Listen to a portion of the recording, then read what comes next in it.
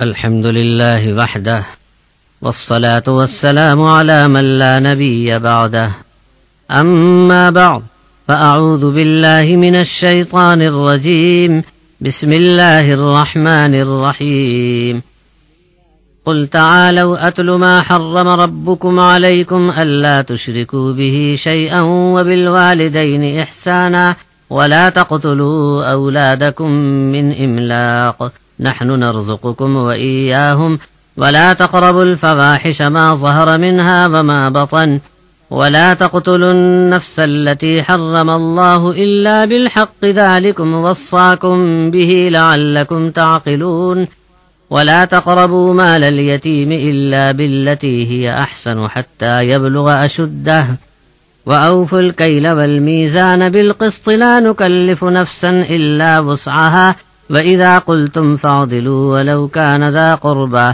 وبعهد الله أوفوا ذلكم وصاكم به لعلكم تذكرون صدق اللہ العظیم۔ آپ فرما دو کہ آؤ میں تم کو پڑھ کر سنا دوں جو تمہارے رب نے تم پر حرام کیا ہے، وہ یہ کہ اس کے ساتھ تم کسی چیز کو شریک مت بناؤ اور ماں باپ کے ساتھ احسان کرو اور تنگ دستی کی وجہ سے اپنی اولاد کو قتل نہ کرو۔ تم کو بھی ہم نے رزق دیا اور ان کو بھی ہم ہی دیں گے، اور بے حیائی ظاہر کی ہو یا چھپی ہو اس کے قریب نہ جاؤ، اور ناحق کسی جان کو قتل نہ کرو جس کا قتل اللہ نے حرام کیا ہے۔ یہ حکم اس نے تم کو بتایا ہے تاکہ تم عقل سے کام لو۔ اچھی نیت کے سوا یتیم کے مال کے قریب نہ جاؤ یہاں تک کہ وہ اپنی جوانی کو پہنچ جائے، اور ناپ تول انصاف سے کرو۔ ہم کسی پر اس کی طاقت سے زیادہ بوجھ ڈالنا نہیں چاہتے، اور جب بات بولو تو انصاف سے بولو، چاہے کوئی رشتے ناتے والا ہو، اور اللہ کو دیا ہوا اپنا قول پورا کرو۔ ان باتوں کی اللہ نے تم کو تاکید کی ہے تاکہ تم خوب دھیان رکھو۔ محترم حضرات و خواتین، تفسیری خزانے کے 3 کیسٹ آپ نے سن لیے، توحید و رسالت اور قرآن حکیم کی روشنی میں۔ یہ چوتھا کیسٹ دراصل تیسرے کا تتمہ ہے، جس سے آپ کو یہ معلوم ہوگا کہ قرآن حکیم کی تعلیمات و ہدایات کیا ہیں۔ قرآن کی جتنی تعریف کی جائے کم ہے، لیکن اصل چیز یہ ہے کہ یہ معلوم کیا جائے کہ قرآن کن خوبیوں کا حکم دیتا ہے اور کون سی برائیوں سے منع کرتا ہے۔ یہ جب تک معلوم نہ ہو آدمی نہ احکام پر عمل کر سکتا ہے اور نہ برائیوں سے بچ سکتا ہے۔ اس کیسٹ کے ذریعے بہت سے ایسے احکام آپ سنیں گے جن کی طرف عام طور پر ذہن نہیں جاتا، حالانکہ وہ اللہ کا حکم ہے۔ تو لیجئے سماعت فرمائیے مشہور مفسر حضرت مولانا عبدالکریم پارک صاحب زیدہ مجدہ سے ان احکامات و ہدایات کی عام فہم تشریح و ترجمانی۔ سورت نمبر 4 النساء کی آیت 123 اور 124 ہے، لیس بامانیکم ولا امانی اہل الکتاب۔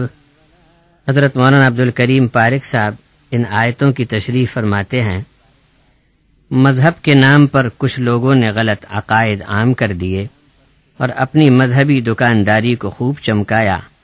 قرآن نے صاف کہہ دیا کہ بخشش کا دار و مدار صرف ایمان اور نیک عمل پر ہے۔ وہاں اللہ کے سوا کوئی دوست اور مددگار بن کر کسی کے کام نہ آ سکے گا۔ گزشتہ کتاب یافتہ اقوام نے بھی ایسا گمان کر لیا تھا کہ ہم خاص بندے ہیں، ہمارے گناہوں پر پکڑ نہ ہوگی، اور اگر ہوئی بھی تو پیغمبر ہمیں بچا لیں گے۔ لہذا قرآن مجید نے صاف صاف حکم صادر فرما دیا کہ جو نیک کام کرے گا وہ جنت کا حقدار ہوگا، چاہے وہ مرد ہو یا عورت، کسی پر بال برابر بھی ظلم نہ ہوگا۔ ابھی آپ سورت نمبر 6 الانعام کی آیت 152 اور 53 کی تلاوت اور ان کا ترجمہ سن چکے ہیں۔ ان آیتوں کے ذیل میں حضرت مولانا عبدالکریم پارک صاحب لکھتے ہیں، یہاں اللہ تبارک و تعالی نے 10 احکامات بتائے ہیں۔ اللہ کے ساتھ کسی کو شریک نہیں کرنا، ماں باپ کے ساتھ احسان کرنا، اولاد کو قتل نہ کرنا، ظاہر و باطن میں بے شرمی سے بچتے رہنا، ناحق خون خرابہ نہ کرنا، یتیم کا مال کھانے سے بچتے رہنا، ناپ تول کی میزان پوری رکھنا، بات انصاف کی کہنا، چاہے رشتے ناتے والوں کے خلاف پڑتی ہو، کوئی پرواہ نہ کرنا، اللہ کے قول و قرار کا پابند رہنا، ان سب باتوں کو خوب یاد رکھنا۔ وَلَا تَطْرُدِ الَّذِينَ يَدْعُونَ رَبَّهُمْ بِالْغَدَاةِ وَالْعَشِيِّ يُرِيدُونَ وَجْهَهُ مَا عَلَيْكَ مِنْ حِسَابِهِمْ مِنْ شَيْءٍ وَمَا مِنْ حِسَابِكَ عَلَيْهِمْ مِنْ شَيْءٍ فَتَطْرُدَهُمْ فَتَكُونَ مِنَ الظَّالِمِينَ وَكَذَلِكَ فَتَنَّا بَعْضَهُمْ بِبَعْضٍ لِيَقُولُوا أَهَؤُلَاءِ مَنَّ اللَّهُ عَلَيْهِمْ مِنْ بَيْنِنَا أَلَيْسَ اللَّهُ بِأَعْلَمَ بِالشَّاكِرِينَ۔ سورۃ الانعام آیت 52 و 53۔ حضرت مولانا عبدالکریم پارک صاحب کی غیر مطبوعہ تفسیر سے ذرا سماعت فرمائیے کہ قرآن کے نزدیک امیر و غریب دونوں برابر ہیں۔ صاحب قرآن حضرت محمد مصطفیٰ صلی اللہ علیہ وسلم کی مجلس میں غرباء و مساکین کو دیکھ کر مالدار لوگ کہتے کہ ہم ان کے ساتھ نہیں بیٹھ سکتے، انہیں اپنی مجلس سے ہٹا دو تو ہم آپ کی بات سننے کو آئیں گے۔ اللہ تبارک و تعالی نے فرمایا کہ ان کے حساب کی ذمہ داری تم پر نہیں اور تمہارے حساب کی جواب داری ان پر نہیں۔ تم ایسے لوگوں کو ہرگز اپنی مجلس سے دور نہ کرنا جو صبح و شام اپنے رب کو پکارتے ہیں اور اس کی رضامندی حاصل کرنے کے لیے آپ کی مجلس مبارک میں حاضر ہوتے ہیں۔ جو اللہ تبارک و تعالی کی ہدایت کا طلبگار ہے، اللہ نے اس پر احسان کیا کہ حق اس پر کھول دیا۔ غریب اور مالدار کا اس میں کوئی سوال اور فرق نہیں۔ اللہ خوب جانتا ہے کہ حق ماننے والا کون ہے۔ تفریق تو حق سے منہ موڑنے والے ہی کر سکتے ہیں۔ غیر مطبوع تفسیر سے ایک اور اقتباس سنیے۔ یہ بیان ہے اہل کتاب کا جن کے پاس توریت شریف اور انجیل شریف موجود تھی، لیکن اپنے نبیوں کو اللہ کا بیٹا اور شریک بنایا اور اپنے پیروں فقیروں کو حاجت روا و مشکل کشا بنا لیا، اور یہ بھی مشرک بن گئے تھے اور حرام کاموں میں مبتلا تھے، اور صرف نام کے اہل کتاب مشہور تھے۔ ان کے بارے میں حکم ہوا کہ اللہ پر ایمان لائیں اور آخرت پر اور اللہ کی منع کی ہوئی چیز چھوڑ دیں اور سچا دین قبول رکھیں جو ان کی کتابوں میں بھی بیان ہوا ہے۔ اگر یہ لوگ اس حکم کو نہ مانیں تو پھر ان کو مسلمانوں کے علاقے میں رہنے بسنے کے لیے جزیہ وصول کرو۔ اگر اپنے ہاتھوں جزیہ دے کر ماتحت بن کر رہنا چاہیں تو رہیں یا چلے جائیں، ورنہ ان سے جنگ کرو۔ وَمَا أَرْسَلْنَا مِن قَبْلِكَ إِلَّا رِجَالًا نُوحِي إِلَيْهِم مِّنْ أَهْلِ الْقُرَىٰ أَفَلَمْ يَسِيرُوا فِي الْأَرْضِ فَيَنظُرُوا كَيْفَ كَانَ عَاقِبَةُ الَّذِينَ مِن قَبْلِهِمْ وَلَدَارُ الْآخِرَةِ خَيْرٌ لِّلَّذِينَ اتَّقَوْا أَفَلَا تَعْقِلُونَ۔ سورت نمبر 12۔ سورت کا نام یوسف علیہ السلام، آیت 109۔ صاحب تفسیر لکھتے ہیں اس آیت سے کئی باتیں معلوم ہوئی کہ اللہ تبارک و تعالی نے کسی عورت کو نبی اور رسول نہیں بنایا۔ رسول تمام کے تمام آدمی تھے۔ جو لوگ رسول اور نبیوں کو آدمیت اور انسانیت سے نکال کر کچھ اور بنانے کی فکر میں لگے رہتے ہیں، ان کے ہاتھ سے پیغمبر چھوٹ جاتے ہیں اور خداؤں کی فہرست بہت طویل ہو جاتی ہے، اس لیے کہ پیغمبر سے بڑھ کر درجے میں اللہ اور نبی کے بیچ میں کوئی اور ہستی کی عظمت نہیں۔ سب سے بڑھ کر عظمت صرف اللہ کی ہے۔ اگر اللہ کے بعد کسی کا بلند اور اعلیٰ درجہ ہو سکتا ہے تو رسولوں اور نبیوں کا ہے۔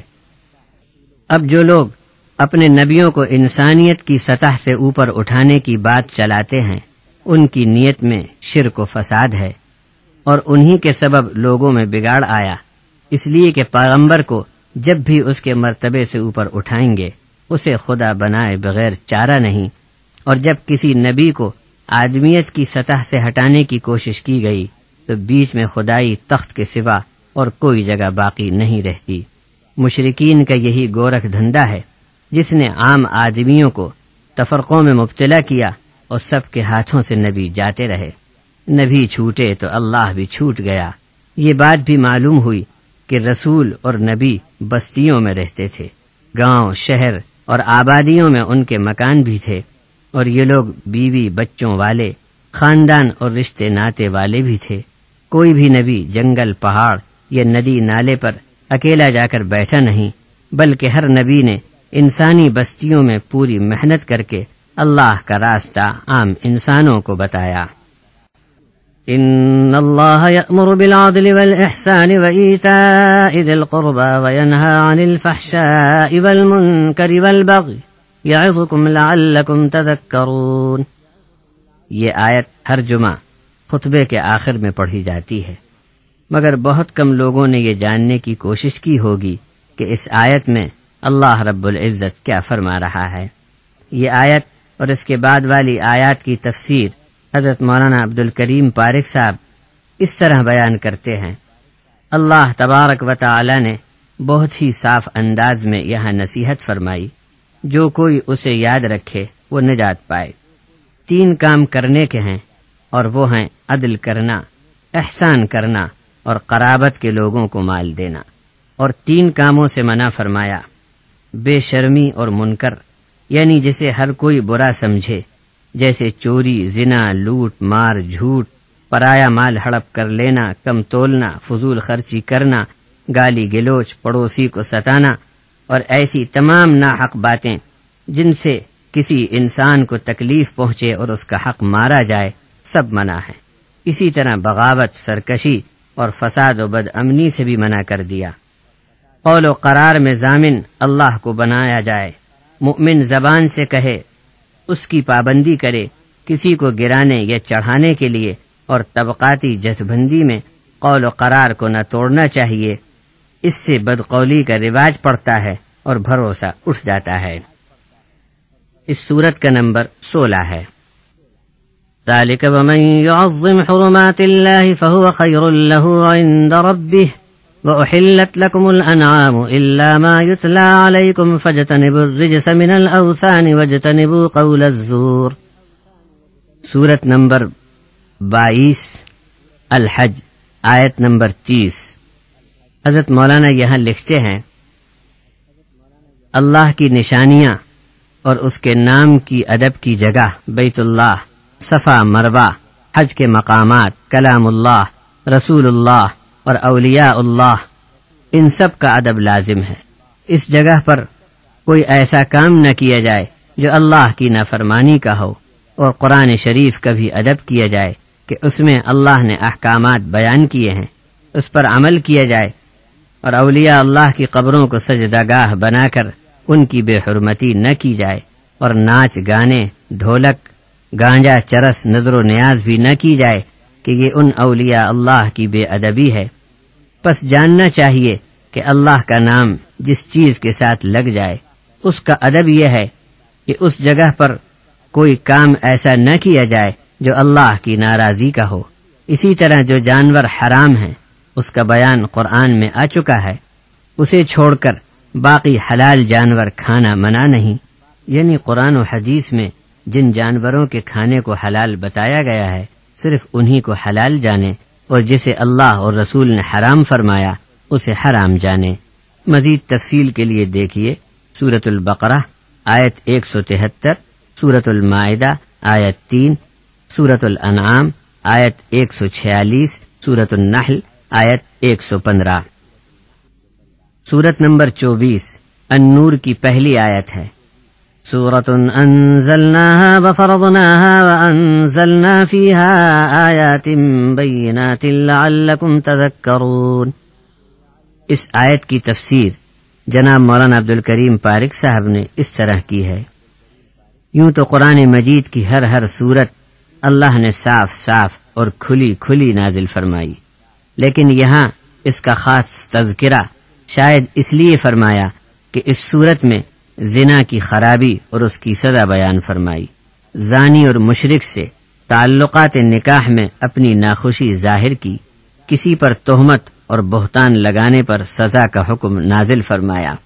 عدالتی احکامات، شہادت اور سزا کا نافذ کرنا وغیرہ، یہ سب قانونی باتیں سماج کو اچھی طرح یاد رہیں، اس لیے ان احکامات کو فرض کرنے کی حکمت سے آگاہ فرمایا کہ ہم نے اسے فرض کیا ہے، یعنی اس کے احکامات کی بجا آوری کے لیے مسلمان حاکم اور رعایا خوب دھیان سے عمل کریں، غفلت نہ برتیں۔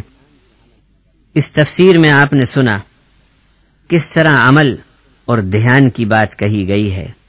اچھا اب ذرا سنیے سورۃ النور میں اللہ نے اپنے بندوں کو کیسے احکام دیے ہیں۔ کبھی ہم نے سوچا بھی نہیں ہوگا کہ یہ بھی اللہ کا حکم ہے، اور قرآن اس کی پہلے سے ہماری رہنمائی کر رہا ہے۔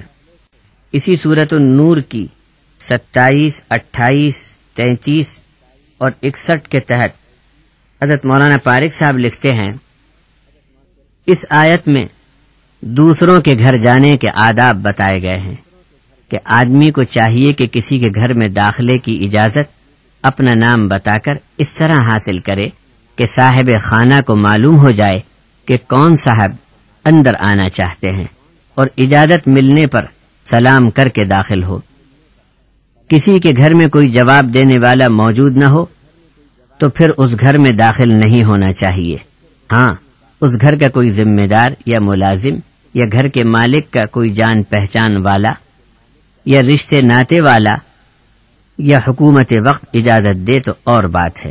اسی طرح گھر میں کوئی موجود ہو اور یہ جواب ملے کہ ابھی آپ واپس جائیں، اس وقت ہم ملنا نہیں چاہتے، یا گھر کا مالک ملنا ہی نہ چاہتا ہو، یا اپنی کسی ضرورت میں مشغول ہو یا نہ ہو، باہر کے کسی آدمی کا حق نہیں کہ ایسے موقع پر ضد کرے یا زبردستی کسی کے گھر میں گھس جائے یا دھرنا دے کر بیٹھ جائے کہ ملاقات کر کے ہی جاؤں گا۔ یہ سب باتیں قرآنی تعلیم کے خلاف ہیں۔ قرآن پاک کی اس آیت شریفہ میں 3 باتوں کا خلاصہ ہے۔ نمبر 1، نکاح کا مقدور نہ ہو، مالی حالت اجازت نہ دے یا مناسب رشتہ نہ مل سکے تو مومن کو چاہیے کہ صبر سے اپنے آپ کو تھام رکھے۔ اللہ تبارک و تعالی جلد ہی نکاح میں رکاوٹ کے اسباب دور فرما دے گا۔ نمبر 2، اسلام نے غلامی کو ختم کرنے کے لیے بہت سے طریقے رائج کیے۔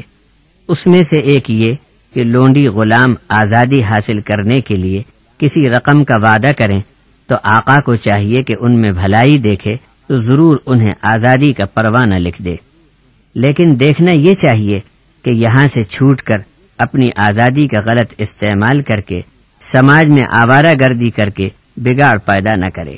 نمبر 3، جاہلیت میں لوگ لڑکیوں کو بازار سے خرید رکھتے اور جوان ہو تو ان سے پیشہ کراتے۔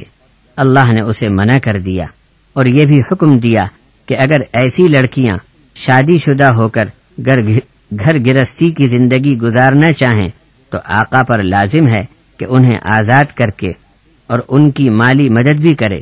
لیکن جبر و ظلم سے جاہلیت کے زمانے میں جن لوگوں نے ایسی بے بس لڑکیوں سے برے کام لیے تھے تو اللہ تبارک و تعالی ان لڑکیوں کی بیچارگی کے سبب انہیں معاف کر دے گا، لیکن جن ظالموں نے جبر سے ان لڑکیوں سے یہ کام کرائے ان کو سزا ضرور ملے گی۔ جاہل لوگ بعض رشتوں ناتوں کے سبب اور سمدھیانے میں کھانا کھانے جانا منع بتاتے تھے۔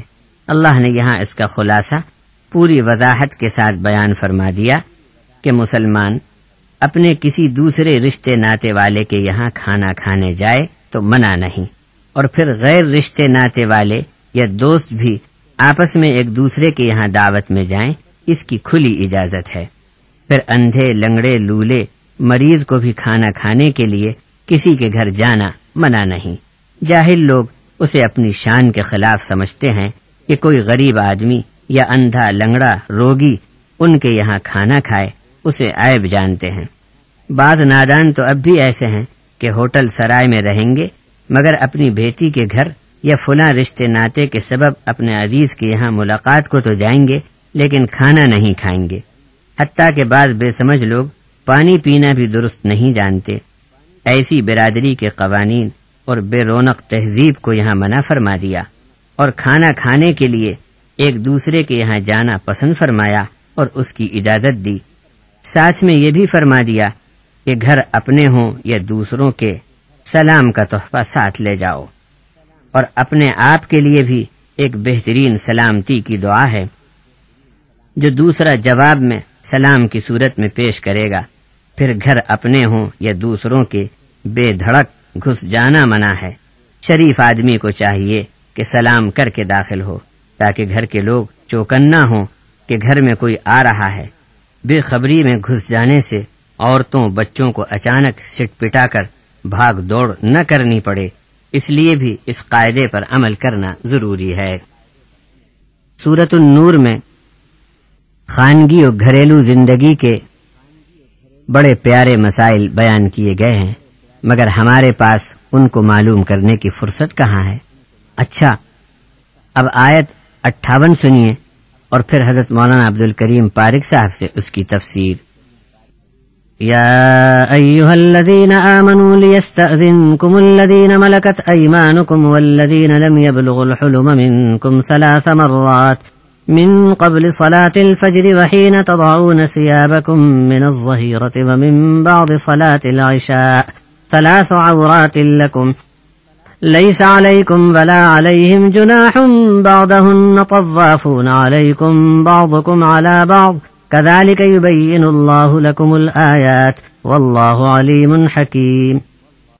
گھر کی لونڈی، غلام اور خادم اور چھوٹی عمر کے لڑکے جو ابھی بالغ بھی نہیں ہوئے، ان کو مکان میں ہر وقت داخلے کی اجازت لینے کی ضرورت نہیں، البتہ 3 وقتوں میں اجازت لیے بغیر کسی کے کمرے حجرے میں داخل نہ ہوں. نماز فجر کے پہلے اور ظہر کے وقت جبکہ آدمی اپنا بھاری لباس اتار کر ٹانگ دیتا ہے، جیسے کہ کوٹ، شیروانی، پگڑی اور موزے وغیرہ، اور بنیان، لنگی یا کسی رواجی پہناوے میں یہ لباس پہن کر آرام کرتا ہے. عشاء کی نماز کے بعد جب سونے کی تیاری ہوتی ہے، ان 3 وقتوں میں اجازت لینی ضروری ہے. صاحب خانہ کو بھی چاہیے کہ ان اوقات کے علاوہ اگر عورت مرد ساتھ مل کر بیٹھیں تو دروازے بند رکھیں. پھر بھی دوسروں کو چاہیے کہ اجازت لیے بغیر کسی کی خلوت گاہ میں نہ جائے. یوں تو ہر وقت ہر ایک کو اجازت لیے بغیر کسی کے گھر میں داخل ہونا منع ہے، لیکن اس آیت میں گھر کے ملازم، کنیز، خادم، غلام اور نوکر چاکر جنہیں ہر وقت گھر کے کام میں آنا جانا پڑتا ہے، ان پر پابندی لگا دی گئی کہ 3 وقتوں میں وہ بھی ضرور اجازت طلب کریں. اچھا دیکھیے، چال ڈھال، بول چال، گفتگو اور خط و کتابت کے آداب بھی بتلائے. سورت نمبر 31 سورہ لقمان. آیات ہیں: وَلَا تُصَعِّرْ خَدَّكَ لِلنَّاسِ وَلَا تَمْشِ فِي الْأَرْضِ مَرَحًا إِنَّ اللَّهَ لَا يُحِبُّ كُلَّ مُخْتَالٍ فَخُورٍ وَاقْصِدْ فِي مَشْيِكَ وَاغْضُضْ مِنْ صَوْتِكَ إِنَّ أَنكَرَ الْأَصْوَاتِ لَصَوْتُ الْحَمِيرِ. یہاں حضرت مولانا عبدالکریم پارک صاحب لکھتے ہیں، چال ڈھال سے آدمی پہچان لیا جاتا ہے. زمین پر قدم رکھنے کے کئی طریقے ہوتے ہیں جس میں چلنے کا مزاج جھلکتا ہے. اسی طرح شریف آدمیوں کا طریقہ بات چیت میں مجمع کے لحاظ سے اور موقع کی مناسبت کے لحاظ سے ہونا چاہیے. نرمی کا لہجہ اور شریفانہ کلام اللہ کو پسند ہے. گدھوں کی طرح چیخ چیخ کر بات کرنا، نیز غصے میں لال پیلا ہو کر چلانے لگنا اسلامی تہذیب میں عیب مانا گیا ہے. بحث و مباحثے میں بھی طرز کلام نرم ہونا چاہیے. سورت نمبر 33 الاحزاب کی آیت 5، 60 اور 61 کے تحت حضرت کی غیر مطبوع تفسیر سے یہ مضمون ملتا ہے: کسی بھی آدمی کو مخاطب کرنا، آواز دینا یا خط لکھتے وقت یا دستاویز میں نام لکھتے وقت اس کے نام کے ساتھ اس کے حقیقی باپ کا نام ہی لکھنا بولنا چاہیے. کوئی اگر کسی کا منہ بولا بیٹا ہو یعنی لے پالک ہو تو پرورش کرنے والے کا نام اصل باپ کی جگہ پر استعمال کرنا اس آیت سے منع ٹھہرایا گیا. انسانی نسل اور خونی رشتے کا ادب یہاں برقرار رکھا گیا. بات چیت کرتے وقت یا مخاطب کرتے وقت یا تعارف کے موقع پر اگر کسی کے اصل باپ کا نام معلوم نہ ہو تو اسے صرف اسی نام سے مخاطب کیا جائے. بھائی بندوں، دوستوں اور دینی تعلق والوں میں کسی موقع پر خطاب کرنا مقصود ہو تو وہ ہمارا اسلامی بھائی ہے. اس کا اپنا نام ہی کہہ دینا کافی ہے۔ جب تک اس کے اصل باپ کا نام معلوم نہ ہو تو یہ طریقہ بہتر ہے۔ یاد رکھنا چاہیے کہ عربوں میں اپنے نام کے ساتھ ابن لگا کر اپنے باپ کا نام بھی ساتھ لینے کا رواج تھا اور ہے۔ عبداللہ ابن عمر، عبدالعزیز ابن سعود، فیصل ابن عبدالعزیز وغیرہ۔ لیکن ہمارے ملک میں عام طور پر صرف آدمی کا خود کا نام بھی لے کر عوامی زندگی میں کام چلتا ہے۔ البتہ لکھا پڑھی دستاویز یا نکاح وغیرہ کے موقع پر باپ کا نام بھی اولاد کے نام کے بعد جوڑنا ضروری ہے۔ ایسے موقع پر اصل باپ کا نام ہی لکھا بولا جائے۔ کسی کا کوئی منہ بولا بیٹا ہو تو اس منہ بولے باپ کا نام ہرگز نہ لکھا جائے گا۔ مدینہ طیبہ میں ایک ٹولی منافقین کی تھی اور ایک اوباش قسم کی، جنہوں نے اصلاح قبول نہ کی اور جاہلیت کی زندگی بھی نہ چھوڑ سکے۔ تیسری ٹولی وہ تھی جو مدینہ طیبہ میں رہتے ہوئے بھی رات دن کچھ نہ کچھ افواہ اور جھوٹی خبریں اڑاتے ہی رہتے۔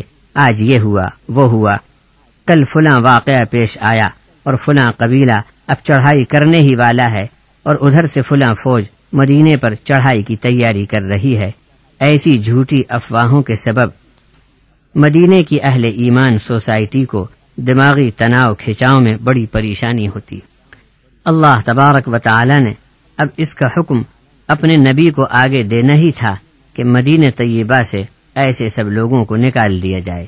اس لیے اس آیت میں انہیں آخری موقع دیا گیا کہ یہ تینوں ٹولیاں اپنی حرکتوں سے باز آ جائیں، ورنہ انہیں مدینہ طیبہ سے نکال دیا جائے گا، اور صرف نکالنے پر ہی بس نہ کیا جائے گا بلکہ ایسے ملعون لوگوں کو جہاں پائے جائیں گے کاٹ پیٹ کر بے وجود کر دیا جائے گا۔ کاروبار، لین دین، ناپ تول، نکاح و بیاہ، خانگی، معاشرتی، گھریلو مسائل، انفرادی زندگی، غرض زندگی کا کون سا گوشہ ہے جس کو قرآن نے روشن نہیں کیا؟ بے پر کی خبریں اور افواہیں پورے سماج اور اجتماعی زندگی کے لیے نقصان دہ ہیں۔ قرآن حکیم نے بڑی سختی سے منع کیا ہے۔ دیکھیے سورۃ الحجرات آیت نمبر 6، سورت نمبر 49۔ یا ایہا الذین آمنوا ان جاءکم فاسق بنبأ فتبینوا ان تصیبوا قوما بجہالۃ فتصبحوا علی ما فعلتم نادمین۔ حضرت مولانا عبدالکریم پارک صاحب اس آیت کی تشریح فرماتے ہیں، یہاں سے یہ حکم ثابت ہوا کہ کوئی خبر ایسی ہو جس میں انسانی زندگی کے بندوبست میں خرابی کا اندیشہ ہو، یعنی جماعتی، سماجی، خاندانی، کاروباری، قومی، ملی معاملات سے تعلق والی خبر ہو، تو ایسی خبر کی تحقیق کرنے کے بعد ہی اگلا قدم سمجھداری سے اٹھانا چاہیے۔ اور زندگی کیسی گزرنی چاہیے؟ سورۃ الحدید کی آیت 28 کے تحت حضرت مولانا عبدالکریم پارک صاحب لکھتے ہیں، پہلے آیت سنیے، بعد میں اس کی تفسیر۔ یا ایہا الذین آمنوا اتقوا اللہ وآمنوا برسولہ یؤتکم کفلین من رحمتہ ویجعل لکم نورا تمشون بہ ویغفر لکم واللہ غفور رحیم۔ اللہ تبارک و تعالی نے امت کو آسان راستہ بتایا کہ اول تقوی چاہیے، یعنی اللہ کا خوف، لحاظ، ڈر، اس کے حکم کے خلاف کرنے سے ہر طرح بچتے رہنا، حضرت رسول اکرم نبی محترم صلی اللہ علیہ وسلم پر سچے دل سے ایمان رکھنا، اور محسن انسانیت محبوب رب العالمین کی زندگی کو اپنے لیے نمونہ بنانا۔ اللہ جل شانہ نے ایک نورانی کتاب نازل فرمائی ہے، اس کی روشنی میں زندگی کا سفر جاری رکھے، فرار کی راہ اختیار نہ کرے، بلکہ دنیا کے معاملات میں رہ کر ہر طرح اپنے رب کو راضی کر لے تو دوسروں کے مقابلے میں محنت کم اور اجر دگنا پائے گا۔ اس سورت کا نمبر 57 ہے۔ انفرادی و اجتماعی زندگی گناہوں سے پاک و صاف گزرنی چاہیے۔ کیوں؟ اس کو سورۃ الشعراء کی آیت 158 کے تحت بتلایا۔ حضرت مولانا لکھتے ہیں، ایمان و عمل صالح کے بغیر کوئی نسبت کام نہیں دیتی۔ سورہ ہود نمبر 11 آیت 45-46 میں اور سورہ تحریم نمبر 66 آیت 10-11 میں یہ بتایا گیا ہے کہ عذاب آنے پر حضرت لوط علیہ السلام کی بیوی اور بیٹا بچ نہ سکے۔ نبی کا بیٹا اور بیوی ہوتے ہوئے بھی ان کا ایمان و عمل ٹھیک نہ ہونے سے اہل سے خارج ہو گئے۔ بیوی ہو یا بیٹا، اگر عمل غیر صالح ہو تو نبی سے رشتہ ناتا ہونا اسے نفع یا نجات نہیں دے سکتا۔ دوسری جانب حبشی غلام ہو، غیر رشتہ دار ہو، پردیسی ہو، مگر مؤمن صالح ہو تو نبی کا ساتھی ہے اور نجات کا مستحق ہے۔ سب کے ساتھ اچھا سلوک ہو اور انسانیت کی بنیاد پر کیسے رہنا چاہیے، سورۃ العنکبوت کی آیت 46 ہے، وَلَا تُجَادِلُوا أَهْلَ الْكِتَابِ إِلَّا بِالَّتِي هِيَ أَحْسَنُ إِلَّا الَّذِينَ ظَلَمُوا مِنْهُمْ وَقُولُوا آمَنَّا بِالَّذِي أُنزِلَ إِلَيْنَا وَأُنزِلَ إِلَيْكُمْ وَإِلَٰهُنَا وَإِلَٰهُكُمْ وَاحِدٌ وَنَحْنُ لَهُ مُسْلِمُونَ۔ حضرت مولانا عبدالکریم پارک صاحب یہاں تحریر فرماتے ہیں، جو لوگ آسمانی کتابیں رکھتے ہیں اور بعد میں بہکے ہیں، ان سے بحث و تکرار میں جھگڑا فساد نہ کرنا چاہیے، بلکہ ان کو قریب لانے کے لیے ان بنیادوں پر نرمی سے بات کرنی چاہیے جس کے سبب وہ ہم سے قریب ہیں۔ جب بندہ اس طرح زندگی گزارے گا تو امتحان و آزمائش میں بھی گھرے گا۔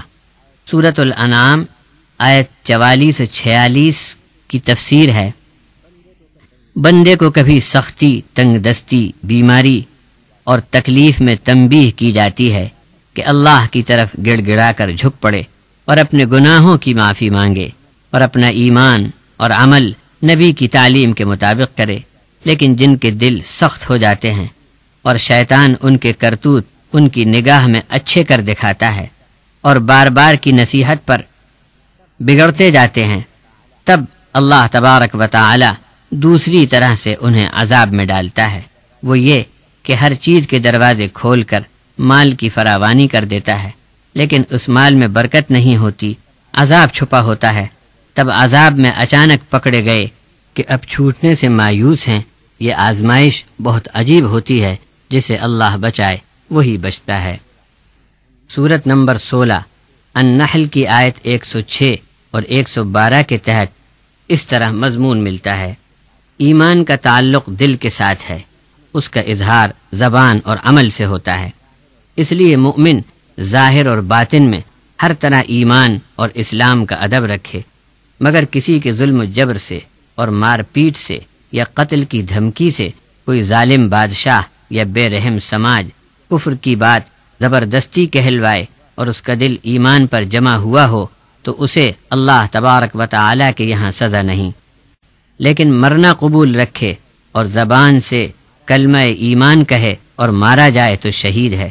صحابہ اکرام رضی اللہ عنہم میں سے بہت سے لوگ جیسے حبیب ابن زید ابن عاصم اور حضرت خباب ابن ارت اور حضرت عمار ابن یاسر اور حضرت بلال حبشی اس طرح کی آزمائش میں ڈالے گئے اور امتحان میں کامیاب رہے۔ اس قریے والوں کی یہ مثال ہر اس آبادی پر صادق آتی ہے جو اللہ تبارک و تعالی کی عطا و بخشش پر اس کا حق نہ مانے اور مال و دولت، رزق و امن کی نعمت کو شرک و نافرمانی میں بے قیمت کرے، تب اللہ تبارک و تعالی بھی ایسی آبادیوں کو بھوک اور خوف یعنی رزق کی تنگی اور دشمنوں کے دنگے فساد کا ڈر ایسے پیچھے لگا دیتا ہے کہ گویا یہ مصیبتیں تن کے کپڑے ہیں جو مرتے دم تک جسم سے لگے رہیں گے۔ سورۃ الاحزاب کی آیت 23 و 24 ہے، من المؤمنین رجال صدقوا ما عاهدوا الله علیہ فمنهم من قضى نحبه ومنهم من ينتظر وما بدلوا تبدیلا لیجزی اللہ الصادقین بصدقهم ويعذب المنافقین ان شاء او يتوب علیہم ان اللہ کان غفورا رحیما۔ یہاں حضرت مولانا عبدالکریم پارک صاحب لکھتے ہیں، لڑائی میں جو لوگ مورچے پر ڈٹے رہے وہ تو اپنا اجر پا چکے، چاہے شہید ہوں تو جنت میں جا پہنچے، اور زندہ رہے تو غازی ہیں، اور دنیا میں سلطنت اور حکمرانی کا راستہ ان کے لیے کھل گیا۔ اب رہے دوغلے منافق جو آزمائش کے وقت میں نامردی دکھا کر مورچہ چھوڑ کر بھاگ گئے، ان میں بھی اللہ تبارک و تعالی دیکھے گا کہ کون اپنے فرار میں اپنی کس کمزوری کا شکار تھا۔ جس کے دل کی جیسی حالت ہوگی اسی کے مطابق اس کے ساتھ معاملہ ہوگا۔ اللہ تبارک و تعالی چاہے تو ان کی توبہ بھی قبول ہو سکتی ہے، اور ہر طرح مغفرت و رحمت اللہ ہی کے ہاتھ ہے۔ اور یہ آزمائشیں مختلف حیثیتوں سے ہوتی ہیں۔ سورۃ الشورى کی آیت 27 کی حضرت مولانا تفسیر فرماتے ہیں، رزق کی تقسیم میں کسی کو بہت، کسی کو ضرورت کے مطابق کم زیادہ رکھا، اس لیے کہ امیر کا امتحان مال دے کر ہو اور غریب کا صبر پر امتحان لیا جائے۔ پھر ایک سے دوسرے کا دامن باندھ دیا تاکہ ایک دوسرے کے کام آئیں۔ اگر سب کو برابر کر دیتا تو جہاں میں کوئی کسی کے تابع نہ رہتا۔ نبی اور امت، ماں باپ، اولاد، عالم، جاہل، طبیب و بیمار، بادشاہ و رعیت، حاکم و محکوم، تاجر و مزدور، زمیندار و کاشتکار، استاد و شاگرد، آنکھ والا و اندھا، مالدار و غریب کا فرق رکھا، درجات کی حد بندی کر دی، طاقتور و کمزور، مرد و عورت، یہ سب اس لیے کہ ایک سے دوسرے کا کام لگا ہوا ہے، ورنہ زمین میں سب برابر ہوں اور کوئی کسی کے تابع نہ ہو تو بڑا اودھم مچے اور دنیا ویران ہو جائے۔ آزمائش سب کی جاتی ہے۔ مؤمن کا ایمان نکھر کر سامنے آ جائے، بے ایمان حق کی طرف پلٹ آئے، وہ مہلت دیتا ہے۔ وہ چاہے تو غفلت و جرم پر ہلاک کر دے، مگر ایسا نہیں کرتا، سنبھلنے کا موقع دیتا ہے۔ سورۃ الانفال کی آیت 59 ہے، دنیا میں کوئی شخص کبھی کبھی بادشاہ یا حکومت کے ملک سے بھاگ کر بچ نکلتا ہے اور پکڑ میں نہیں آتا، اسی لیے دنیا کے بادشاہ اور حاکم اپنے مخالف کی فوراً دھر پکڑ کرتے ہیں تاکہ ہاتھ سے سرک نہ جائے، اور بعد میں حاکم وقت بے بس ہو کر تاکتا رہ جائے، اس لیے پوری طاقت اس پر لگتی ہے کہ دشمن فرار نہ ہو سکے۔ اللہ تبارک و تعالی کا معاملہ اپنے دشمنوں سے ایسا نہیں ہے، اس لیے کہ اسے کچھ خوف نہیں کہ کوئی شخص بھی اللہ کا انکاری ہو کر بھاگ نکلنے میں کامیاب ہوگا۔ ظاہر ہے کہ کوئی بھی کافر کہیں بھی بھاگ نکلے، آخر اللہ کی زمین اور آسمان کے باہر تو نہیں بھاگ سکتا، اور اگر زمین و آسمان سے بھی بھاگ نکلا تب بھی ہر جگہ اللہ تبارک و تعالی ہی کی بادشاہت ہے، اور اللہ رب العزت ہر جگہ چاہے مقام ہو یا لا مقام موجود ہے، اس لیے اپنے دشمنوں کو پکڑنے میں جلدی نہیں کرتا بلکہ ڈھیل دیتا ہے تاکہ سنبھل جائیں۔ سورت نمبر 22 الحج کی آیت 47 کے ذیل میں حضرت مولانا عبدالکریم پارک صاحب لکھتے ہیں، ایسی کھلی نشانیاں کہ اگلی قومیں حق کو جھٹلانے پر برباد ویران ہو کر اجڑ گئیں۔ باولیاں، کنویں، راج محل، قلعے آج بھی محکمہ آثار قدیمہ کی تحویل میں ہر ملک میں بڑی حفاظت کے ساتھ لوگوں کو دکھانے کے لیے موجود ہے۔ ان تاریخی مقامات سے عبرت حاصل کرنا چاہیے، لیکن ڈھیٹ اور کٹر قسم کے منکر اور اجڑ گنوار قسم کے ملحد برابر یہ آواز لگاتے رہے کہ ہمارے گناہوں کی سزا میں عذاب ہمیں جلدی لا کر دکھا دو تو حق کو مانیں گے۔ اللہ نے فرمایا کہ کسی قوم کو 150 سال کی مدت پر ڈھیل دینا اللہ کے یہاں گھنٹے آدھے گھنٹے کی بھی بات نہیں۔ پھر اس قلیل وقفے میں بجائے اپنی اصلاح کرنے کے اور اودھم مچائے رکھنا، یہ حرکت ہے منکر لوگوں کی۔ ان کو جان لینا چاہیے کہ اللہ کی کائنات میں ہر جگہ دن 12 گھنٹے کا نہیں ہوتا۔ یہاں تم 1000 سال پر پہنچے اور اس کے دربار میں بس 1 دن کی مدت ہوئی، اس لیے ضروری ہے کہ کسی قوم کے لیے بھی ایسی زینت، آرائش، دبدبہ اور حکومت پر 102 برس کی مدت پر اترانا بھی محض فضول ہے۔ وہ ڈھیل دیتا ہے مگر قادر ہے، جب چاہے پکڑ سکتا ہے۔ سورۃ الشعراء کی آیت 9 کی حضرت تفسیر فرماتے ہیں، غلبے والا ہے، اس لیے اسے ڈر نہیں کہ مجرم کو دیر سے پکڑے تو بھاگ جانے کا خطرہ ہو، بلکہ جب چاہے جہاں چاہے پکڑ کر سزا دے سکتا ہے۔ باوجود قوت کے پکڑنے میں جلدی نہیں کرتا بلکہ ڈھیل دیتا ہے، اس لیے کہ مہربان ہے، چاہتا ہے کہ بندہ معافی مانگ کر سدھر جائے تو معاف کرنے کے لیے اور اس پر مہربانی کرنے کے لیے تیار ہے۔ اس سورت کا نمبر 26 ہے، اور کبھی فوراً پکڑ بھی لیتا ہے۔ سورۃ النحل کی آیت 47 کے ذیل میں حضرت مولانا عبد الکریم پارک صاحب فرماتے ہیں، بہت سے ڈھیٹ اور ظالم لوگوں کو کبھی اچانک پکڑ لیتا ہے اور سنبھلنے کا موقع انہیں نہیں دیا جاتا۔ کچھ لوگ برائی اور گناہ میں ان سے کم درجے کے ہوں تو پہلے انہیں تنبیہ اور خوف یا کسی تکلیف کے ذریعے سیدھی راہ پر آنے کا نوٹس دیا جاتا ہے کہ گناہ سے بچ جائیں تو ان کا بھلا ہے، ورنہ پھر خیریت نہیں۔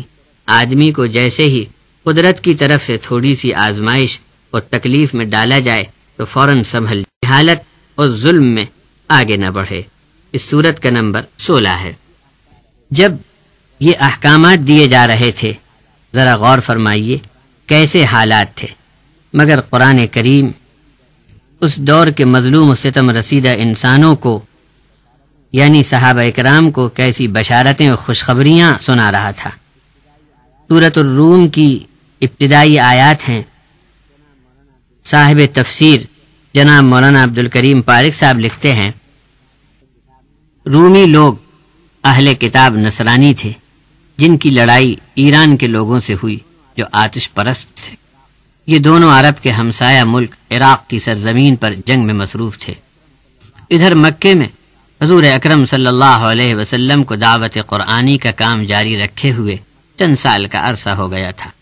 مکہ کے مشرک یہ چاہتے تھے کہ ایرانی لوگوں کی جیت ہو، اور مکہ کے مسلمان یہ چاہتے تھے کہ رومی لوگ کامیاب ہوں کہ وہ اہل کتاب ہیں۔ لیکن ہوا یہ کہ رومی ہار گئے۔ اس خبر سے مکہ کے مشرک لوگ بہت خوشیاں منانے لگے کہ ان کے ایرانی مشرک بھائی بن جیت گئے۔ مسلمان غمگین ہوئے کہ ہارنے والے رومی اہل کتاب تھے، لیکن اللہ تبارک و تعالی نے پیش خبری دی کہ چند سال میں رومی غالب آ جائیں گے۔ اللہ نے پیش خبری دی کہ چند سال میں رومی غالب آئیں گے، اور یہ خبر جب مسلمانوں کو ملے گی تو اس دن ان کو بھی اللہ کی مدد سے فتح ہوگی۔ اور ہوا ایسا ہی، جب بدر کے دن مسلمان کافروں پر غالب آ گئے، ٹھیک اسی دن رومی لوگ ایرانیوں پر فتح پائے۔ لا اقسم بهذا البلد وانت حل بهذا البلد۔ سورت نمبر 90۔ نبی رحمت حضور اکرم صلی اللہ علیہ وسلم کو 13 سال مکے میں بڑی کٹھن اور بہت ہی امتحان کی زندگی گزارنی پڑی۔ مشرک ہر طرح سے آپ کو ستاتے۔ آخر ہجرت کا موقع آیا۔ اس کے پہلے پیش خبری سنا دی کہ آج انہوں نے اس شہر میں آپ پر پابندی لگا رکھی ہے اور حرم کعبہ میں نماز کو نہیں آنے دیتے، شہر میں چین سے رہنے نہیں دیتے، بڑی رکاوٹ ڈالتے ہیں، مگر اب تھوڑے ہی وقت میں آپ اس شہر میں اس شان سے داخل ہوں گے کہ آپ پر کوئی پابندی نہ ہوگی۔ آج تک اللہ نے یہ بشارت قائم رکھی ہے کہ حضور اکرم رحمت عالم صلی اللہ علیہ وسلم کے ماننے والے ہی حرم مکہ میں داخل ہو سکتے ہیں۔ مشرک کو ہمیشہ کے لیے مکے میں داخلہ ممنوع ہوا۔ اب آئیے قرآن کریم کے کچھ الفاظ کی تشریح سنیے۔ وہ الفاظ عموماً ہم اپنی بول چال میں استعمال کرتے ہیں، مثلاً عرض ہے، فرقان ہے، مشیت ہے، نبی ہے، صدیق ہے، مکین ہے، روح الامین ہے، حنفیت ہے، سلطان ہے، میزان ہے، ساق ہے، فلق ہے۔ یہ الفاظ عام طور پر استعمال کیے جاتے ہیں، مگر دیکھیے حضرت مولانا عبد الکریم پارک صاحب مدد اللہ ان الفاظ کے کتنے پیارے معنی بتلاتے ہیں اور کیسی دلنشین تشریح فرماتے۔ عرض ہر اس چیز کو کہتے ہیں جو آدمی کے قدموں تلے ہو۔ یہاں ان کا بھی رد آ گیا جو زمین، پتھر، جھاڑ، پہاڑ وغیرہ چیزوں کی پوجا کرتے۔ فرقان حق و باطل میں فیصلہ کرنے والی کتاب کو کہتے ہیں جس سے معاملات فیصل ہوں۔ فرقان کا لفظ فرق سے نکلا ہے، یعنی جدا کرنا، الگ کرنا، فرق کرنا، یعنی حق و باطل میں فیصلہ کرنے والی، سچ اور جھوٹ میں جدائی ڈالنے والی، صحیح اور غلط میں امتیاز کرنے والی، سچ کو سچ، جھوٹ کو جھوٹ ثابت کرنے والی، اچھے اور برے کی تمیز پیدا کرنے والی، یہ تمام معانی ایک لفظ فرقان کی عام تشریح کے لیے بہت سے علماء اکرام نے استعمال کیے ہیں۔ من ایک دانہ تھا، ہوتا ہے دھنیے کی طرح کا، جو بارش یا پھوار کی طرح پورے لشکر پر برس جاتی، لوگ اسے جمع کر لیتے، یہ ایک طرح کا میٹھا حلوہ بن جاتا۔ اور سلوا بٹیر کی طرح پرندہ تھا جو لشکر کے آس پاس آ گرتے، 40 برس تک یہ قوم اسی غذا پر پرورش پاتی رہی۔ مشیت، اللہ کی مشیت اور رضا میں فرق۔ مشیت یہ ہے کہ کوئی شخص زنا کرنا چاہے، چوری کرے تو قانون قدرت اس کو جبر سے نہیں روکے گا، البتہ اللہ تبارک و تعالی اس کے اس فعل سے راضی نہیں، بلکہ اس کو دنیا میں کچھ سزا ملے گی تاکہ توبہ اور اصلاح نفس کا موقع پا کر اپنے گناہ کو دھو سکے، ورنہ قیامت کے دن پوری سزا اسے بھگتنی ہوگی۔ سمعنا و اطعنا، جس کے معنی ہوتے ہیں کہ ہم نے سنا اور قبول کیا، اس کے بجائے سمعنا و عصینا، جس کے معنی ہیں کہ ہم نے سنا مگر مانیں گے نہیں۔ عصینا کے لفظ کو زبان کو پیچ دے کر مروڑ کر اس طرح منافق کہتے تھے کہ سننے والا اسے اطعنا سمجھے۔ سورت نمبر 4 النساء آیت 46۔ نبی اسے کہتے ہیں جس کے پاس اللہ تبارک و تعالی کی طرف سے وحی آئی ہو۔ صدیق اسے کہتے ہیں جس کا دل وحی پر یعنی کلام اللہ پر خود گواہی دینے کے لیے ابل پڑتا ہے۔ شہید وہ ہے جو اللہ کے حکم پر جان دے کر ثابت کر دیتا ہے کہ میں حق کا گواہ ہوں۔ صالح وہ لوگ ہیں جن کی طبیعت نیکی کو قبول رکھتی ہے۔ اب جو اہل ایمان اللہ اور اس کے رسول کے حکم کے تابع ہیں تو ان کو آخرت میں نبی، صدیقین، شہداء اور صالحین کی دوستی اور پڑوس میسر ہوگا۔ بحیرہ، لوگ کسی جانور کے کان پھاڑ کر بطور نظر و نیاز کسی بت کو بزرگ جان کر اس کے نام پر اسے چھوڑ دیتے ہیں، اس جانور کو بحیرہ کہا جاتا ہے۔ جیسے ہمارے ملک میں بہت سے جاہل مسلمان اپنی اولاد کے کان چھید کر نظر و نیاز میں بزرگوں کے نام کی بالیاں، نتھنیاں پہناتے ہیں یا کڑے باندھتے ہیں یا بالوں کی لٹیں چھوڑتے ہیں۔ صائبہ، کسی جانور کو کسی مورتی کی نیاز میں بیماری سے شفا پانے کے وہم میں آزاد کر دیتے ہیں، جیسے ہمارے ملک ہندوستان میں ہندو لوگ بیل سانڈ کو چھوڑتے ہیں۔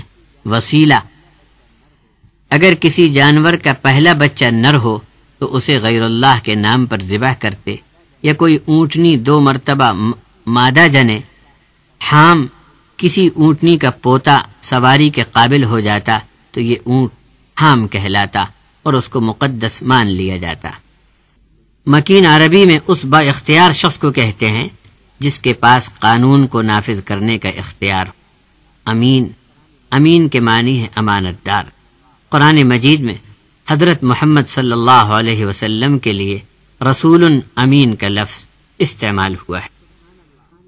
سبحان اللہ، قرآن مجید میں بہت سی جگہ پر جہاں شرک کی مذمت کی گئی ہے اور مشرکین کو آگاہ کیا گیا ہے، وہاں اکثر سبحان اللہ کا استعمال ہوا ہے۔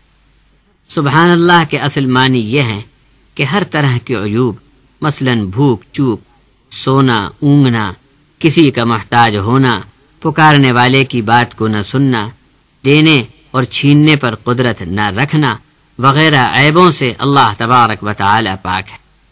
کوئی شخص جب شرک کرتا ہے تو آپ سے آپ یہ گناہ اس کے سر پر آ جاتا ہے کہ وہ اپنے سچے مالک کو عیب لگاتا ہے، یعنی یہ کہ سچا مالک اللہ دے نہیں سکتا، اس لیے وہ دوسروں کو پکارتا ہے۔ قطران یعنی گندھک، تارکول، پگھلا ہوا تانبا، زفت، قیر، رال، ڈامر یا دوسرا کوئی ایسا آتش گیر مادہ جو بھڑک اٹھے، آگ کو پکڑ لے اور پگھل کر ایسا گرم ہو کہ لاوے کی طرح بہنے لگے، کسی چیز پر لگے تو چپک جائے اور دیر تک تیز گرم بنا رہے، ایسی بھیانک چیز سے جہنم والوں کے کپڑے بنائے گئے ہیں۔ ایکہ بہت گھنے جنگل کو کہا جاتا ہے۔ یہاں اصحاب الایکہ ایک بن باسی قوم کو کہا گیا ہے۔ ان کے علاقے میں جنگل بہت تھے، دور دور تک طویل جنگل میں ان کی چھوٹی چھوٹی بستیاں تھیں۔ ان کی ہدایت کے لیے اللہ نے شعیب علیہ السلام کو نبی بنا کر بھیجا تھا۔ اصحاب الایکہ یہ بن باسی لوگ پہاڑوں کو کھود کر اس میں عمارتیں بناتے، اپنی چھینی ہتھوڑی سے بوجھل چٹانوں کو کاٹ کر مکان بنا لینے کے اپنے ہنر اور کاریگری پر انہیں بڑا ناز تھا۔ اس گھمنڈ میں انہوں نے کسی نبی کی دعوت پر دھیان ہی نہیں دیا، آخر برباد ہو گئے۔ پہاڑوں میں تراش کر گھر بنا کر ان میں بے فکری اور اطمینان سے رہ رہے تھے۔ ان پہاڑی مکانوں کو وہ اپنے لیے محفوظ قلعے سمجھتے تھے، لیکن ان کے وہ سنگین مکانات ایک ہولناک دھماکے کے ساتھ مٹی کے گھروندے کی طرح تہس نہس ہو گئے۔ دیکھتے دیکھتے تمام مکان و مکین بے نام و نشان ہو گئے۔ بارزہ، بارزہ کے معنی ہے صاف نکلی ہوئی، کھلی بے نقاب، کہ اندر کی چیزیں بھی اوپر آ جائیں۔ قیامت میں زمین کا تمام خزانہ جو اندر ہے باہر آ جائے گا۔ ادریس، حضرت ادریس علیہ السلام کتاب اللہ کا خوب درس فرماتے تھے۔ کثرت درس کے سبب ان کا نام ادریس مشہور ہوا۔ ذوالکفل، ذوالکفل کے معنی ہے بڑا صاحب نصیب، قسمت والا اور فضیلت والا۔ اصحاب الرأس، ان لوگوں کو کہا گیا ہے جن کے علاقے میں گھنے جنگلات تھے اور ندیاں نہ ہونے کے سبب انہوں نے بڑے بڑے کنویں کھود رکھے تھے۔